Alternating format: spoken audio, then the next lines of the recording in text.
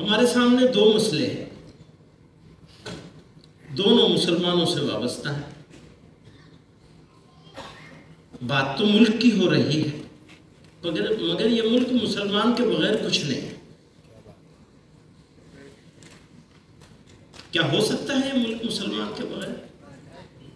और जो लोग अपनी आंखों में ये ख्वाब सजा के बैठे हैं कि वो इस मुल्क को मुसलमानों के बगैर बना लेंगे,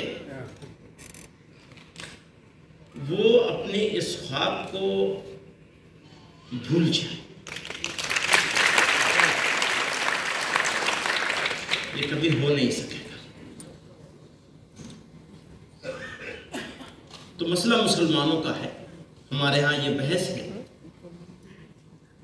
कि मुसलमान को ज़लील तो कर ही दिया गया, इसमें कोई शुबा नहीं। थोड़ी तकलीफ़ रसन, फिर थोड़ी सी तकलीफ़ दार, इसके बाद दोस्तों आराम ही आराम है। मुल्क में जो हालात है इस वक्त, उसमें हम लोगों ने ये सोचा है कि सारे मज़ाहिब के लोग मिलकर पूरे मुल्क में अमन के लिए और इंसाफ के लिए और मुख्तलिफ तबक़ात को एक दूसरे से जोड़ने के लिए एक कैंपेन शुरू की जाए।